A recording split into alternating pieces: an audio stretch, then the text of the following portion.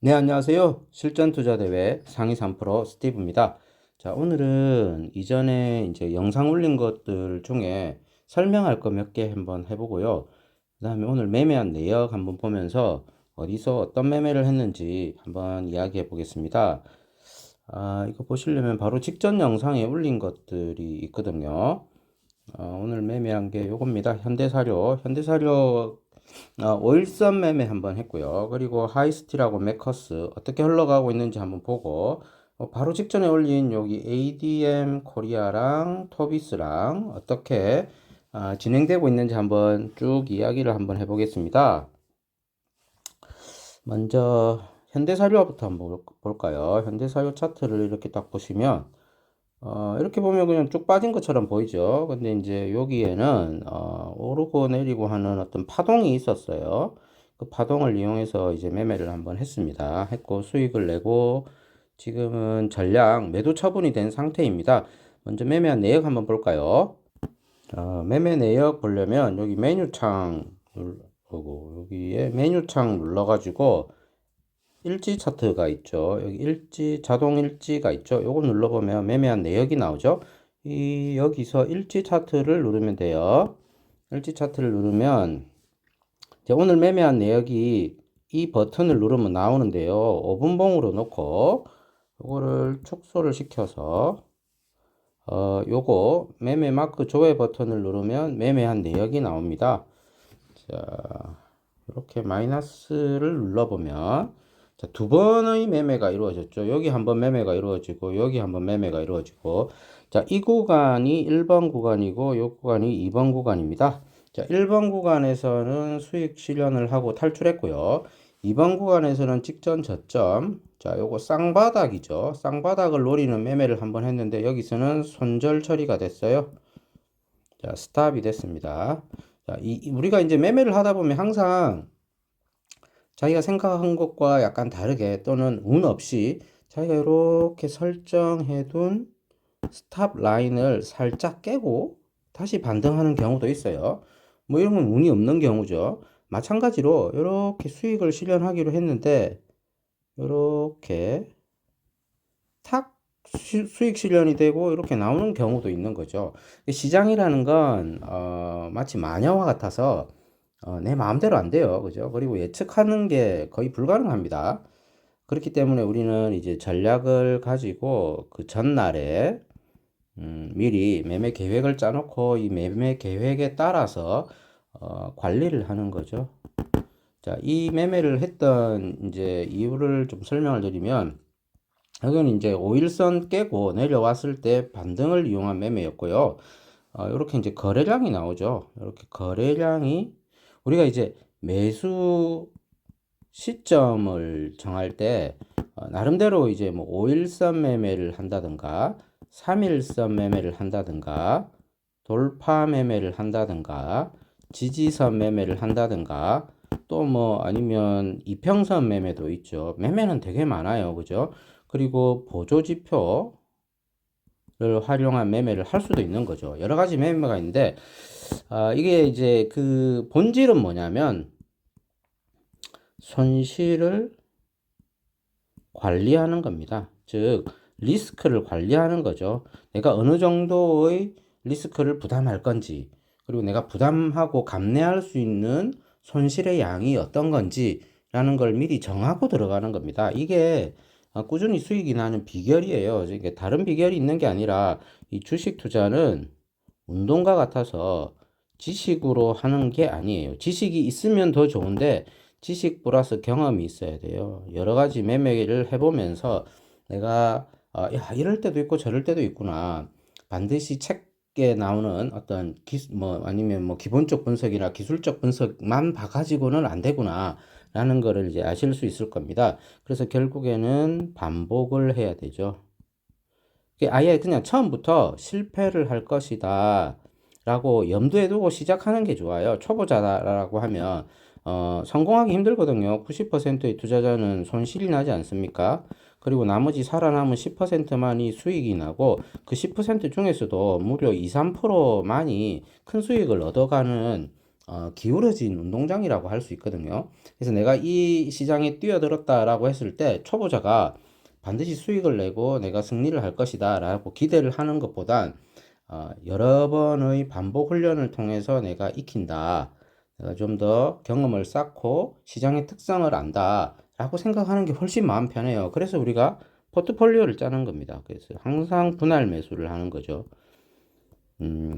아예 그냥 분할 매수를 한다라고 생각을 하고 접근을 하십시오. 내가 1,000만 원이 있다. 그러면 100만 원씩 쪼개가지고 10번 이렇게 나눠가지고 10회에 걸쳐서 반복 훈련을 한다라고 생각하는 게 수익이 나고 내가 경험치가 나중에 그 수익으로 극대화되는 아주 지름길이라고 볼 수가 있습니다. 자, 오늘 이야기를 이렇게 여기에서 매매를 한 것은 이전 영상에 말씀드렸던 5일선 매매죠. 5일선 매매도 종류가 많아요. 이제 5일선 매매를 보면 5일선 매매는 이제 이렇게 보시면 5일선이 이렇게 지나가잖아요. 그럼 여기 5일선 닿은 것처럼 보이잖아요. 근데 이 순간에는 5일선이 안 닿아요. 근데 이제 며칠 지나고 주가가 오르게 되면 이평선이 끌려서 올라가거든요. 그래서 나중에 5일선에 닿은 것처럼 보이는 거고 5일선 매매의 개념이 좀 헷갈릴 수가 있겠죠. 지금 이렇게 보면 여기 지금 11선이잖아요. 자, 이거는 5일선을 깼을 때 들어가는 겁니다. 제가 이야기하는 이 5일선 매매는 5일선 위에서 들어가는 3일선 매매가 있고요. 그리고 3일선 매매가 있고요. 그 다음에 5일선을 깼을 때 진입하는 방법이 있어요. 두 가지 방법이 있는데 저는 이제 요거를 선택했어요. 그렇게 선택한 이유는 이렇게 점 상한가로 급등을 너무 많이 했죠. 그리고 물량이 없어요. 그리고 요 라인에서부터 얘들은 지금 팔기 시작했다고 볼 수가 있는 거죠. 이렇게 급등하고 여기서부터 장대 음봉이 생기면서 팔아치우고 있는 거예요. 여기서 마구마구 팔아치워도 이 사람들한테는 수익인 거죠. 자, 이 사람이라고 하면 여기입니다. 여기에 주포들입니다. 주가를 급등하게 했던 그 세력들 그리고 메인 집단들 우리는 그건 누군지는 알 수 없어요. 그 기관일 수도 있고 개인 슈퍼개미일 수도 있고 외국인일 수도 있고 아무튼 모르지만 우리는 이제 그런 거를 감안하고 매매를 하는 거죠. 그러면 이렇게 올린 주가가 한 번에 쑥 빠지냐? 아니에요. 이렇게 올라가면서 출렁출렁출렁 하면서 빠지고 또 출렁출렁출렁 해요. 자, 우리는 이런 특성을 이용해서 바로 5일선 매매를 하는 겁니다. 그래서 5일선 매매는 3일선 근방에서 아주 높은 자리에서 사는 게 있고요. 그 다음에 5일선을 깼을 때, 붕괴하고 내려왔을 때 사는 게 있죠. 저는 이제 이 두 번째 걸 택한 겁니다. 그래서 여기에서 매수 매도가 이루어졌고요. 자, 이 화면은 오늘 당일 매매한 내역, 당일 매매 화면인데요.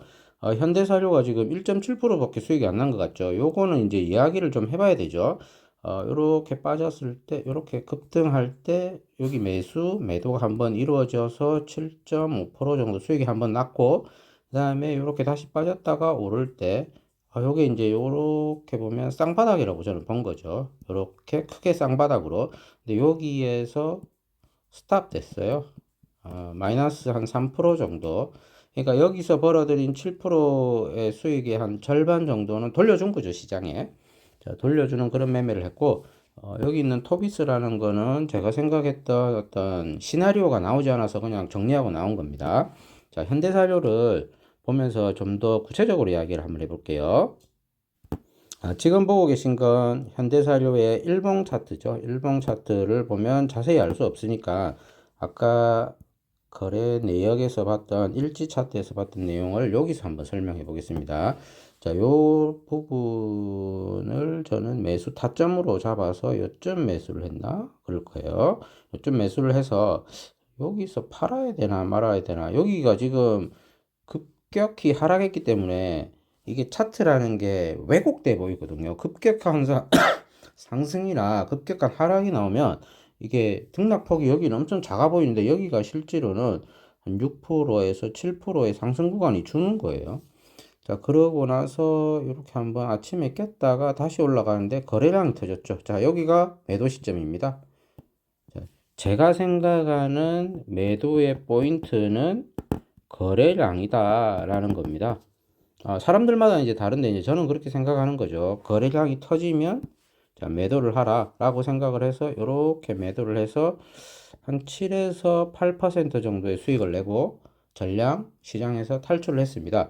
그리고 나서 다시 이걸 보고 있는데 이렇게 보고 있으니까 이게 이런 현상이 생기는 거예요. 자, 올라갔다가 크게 빠졌죠. 올라갔다가 다시 빠지는데 여기서 이제 내가 할 수 있는 게 뭔지를 생각해 봤죠. 85,500원쯤에다가 매수를 한번 해봤습니다. 그 이유는 쌍바닥 반등을 고려한 거죠. 그런데 시장은 항상 저 마음대로 안 돼요. 여기에 저점을 살짝 이탈하고 한 두 호가? 세 호가? 정도 살짝 이탈하더니 올라 버리는 거예요. 자, 그러면 저는 이제 뭐 어쩔 수 있나요? 털리는 거죠. 자, 저는 요래서 털렸습니다. 제 물량을 시장에서 가져가 버린 거죠. 자, 이렇게 털렸고, 다만 이제 여기서 났던 수익이 한 8% 정도 되니까 여기서 마이너스 3%나 하더라도 저는 어차피 이제 수익으로 이제 나올 수 있었던 거고요.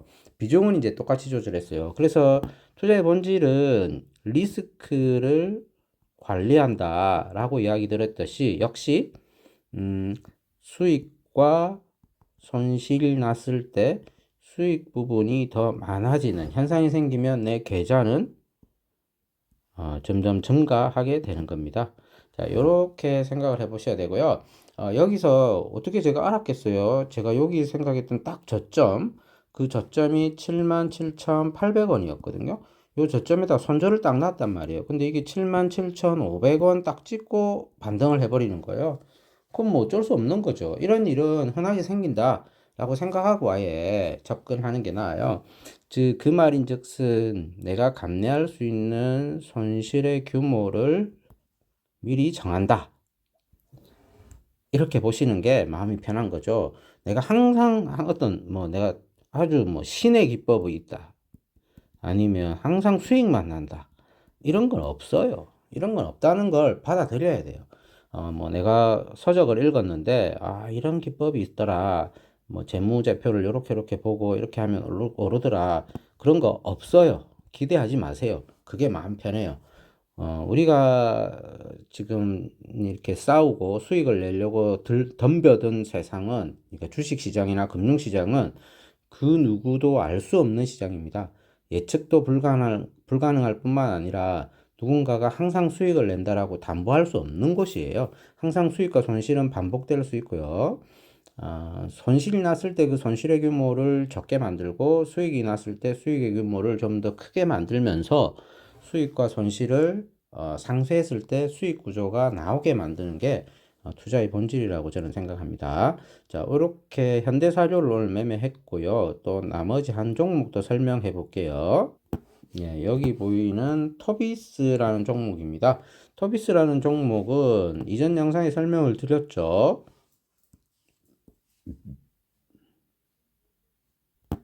자, 여기 보시면 토비스가 여기 있습니다. 여기 보시면 제가 수익률이 아주 짧다는 걸 봐서는 그냥 탈출했다라는 걸 알 수가 있어요. 그 이유를 한번 설명드려 볼게요. 자, 여기 토비스라는 종목이 있습니다. 차트를 보면서 한번 설명을 해볼까요? 일봉 차트 보면 이전 영상 보시면 이제 도움이 될 거예요. 제가 어디서 전략을 짰는지. 자, 이렇게 급등하고 거래량 나왔습니다. 그러면 이렇게 반등하는 성향이 강하죠. 그걸 활용한 겁니다. 그리고 좀 더 세부적으로 이야기하자면 여기서 지지하고 여기서 지지했죠. 그리고 여기가 상단 매물대입니다. 즉 여기를 저는 박스권으로 본 거죠. 자, 이 박스권을 돌파하는 신호로 이 십자가의 형태의 봉을 본 거예요. 그러면서 거래량이 이렇게 빵 터지면서 이렇게 쭉 오르는 직전 고점까지, 여기가 고점 라인에 거래량 터졌잖아요. 그런 이제 수익 구간, 어떤 반등 구간을 노린 거죠. 노렸는데 이렇게 보시면 오늘 지지부진했어요. 이게 뭐죠? 거래량도 적고 살짝 빠지면서 조정하는. 물론 뭐 이렇게 한 2, 3일 가다가 다시 딱 빵 올라갈 수도 있어요. 그러나 제가 생각했던 매매 시나리오는 이 박스권을 거래량을 실으면서 강하게 돌파하는 시나리오를 생각했던 거죠. 근데 그 시나리오와 다르게 오늘 시장이 움직인 거죠. 자, 이런 일은 언제든지 있습니다. 항상 시장은 열린 마음으로 봐야 돼요. 그렇기 때문에 저는 그냥 어느 정도의 수익, 그러니까 손실 안 보는 차원에서 그냥 나가자. 왜냐? 내일 또 다른 종목이 있으니까. 내일 더 좋은 종목이 있고, 상한가 종목 중에 또는 돌파 매매를 할 수 있는 종목들이 좋은 게 되게 많이 나와요. 근데 이제 이게 내가 생각했던 것과 다르게 여기서 이렇게 추세를, 저는 이 박스권 추세를 생각했잖아요. 근데 그렇게 안 가고, 이렇게, 만약에 이렇게 간다고 봐요. 그럼 여기가 일시적인 고점이 되는 거예요. 그럼 이렇게 내려와요. 그럼 여기 다시 매수 타점을 주잖아요. 자, 그때 다시 저는 이제 접근을 하면 되는 거죠. 그래서 굳이 내 자금을 리스크가 있는 시장에 묻어둘 게 아니라 내가 생각한 시나리오와 다르게 움직인다면 그냥 잘라버리는 거예요. 잘라버리고 또 다른 종목 찾는 거죠. 그리고 이게 뭐 내일 올라간다. 그러면 아 이건 나와 연이 없구나 라고 그냥 생각하는 거죠. 이렇게 마음 편하게 좀 플렉스블하게 생각하는 게 저희 매매 스타일입니다. 그래서 오늘 토비스라는 종목은 그냥 시장에서 탈출하고 나왔습니다. 자, 그리고 내일 관심 종목들 한번 선정해 놓은 거 있는데 한번 이야기를 한번 해드릴게요. 여기 보시면 여기 있는 종목들입니다. TJ 미디어부터 이렇게 EM 플러스, 탑코 미디어, 비올, Q 캐피탈, IS 이커머스, ADM 코리아 이렇게 관심 종목들 넣어놨는데요. 이 종목들 보면 거의 뭐 대부분 다 이렇게 급등하고 이제 거래량 빵 터진 다음에 살살살살살살 조정하면서 거래량 줄이고 다시 한번 튀는 이런 어떤 형태의 종목들이라고 볼 수가 있어요. 차트를 하나씩 보면서 한번 설명해 볼까요? TJ 미디어, 마찬가지죠. 자, 거래량 급등했습니다. 그죠? 자, 우리가 이 차트를, 메인 차트를 위에를 보는 게 아니라 저는 이제 주로 밑에를 봐요. 여기를 잘 유심히 보는 거죠. 요런 급등이 나왔을 때 거래량이 주는지를 봅니다. 거래량이 줄고 나서 보통 반등을 하거든요.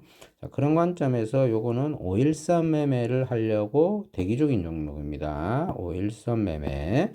자, 이렇게 보시면 되고, 그 다음에 EN 플러스 차트를 보시면 요것도 마찬가지죠. 여기 지금 거래량 빵 들어오면서 이렇게 올렸잖아요. 여기 이제 매물이 있다는 거예요. 그리고 어느 정도 소화를 하면서 반등을 할 건데, 지금 멀었어요. 지금 왜 멀었냐면, 이 거래량 보세요. 이 큰 거래량 다음에 이것도 아직 많아요. 여기 요만큼 돼야 돼요.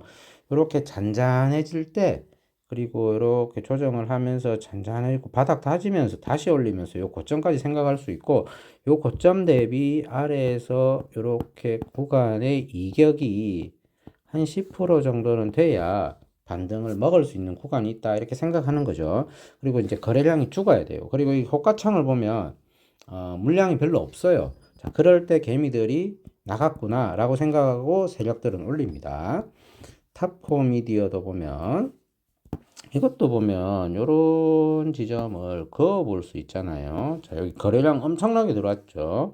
번쩍 뛰었어요. 그죠? 그리고 나서 이제 조정을 할 겁니다. 조정을 하는데 밑에 거래량 요거 봐야 되죠. 요 거래량이 빡 줄어야 돼요.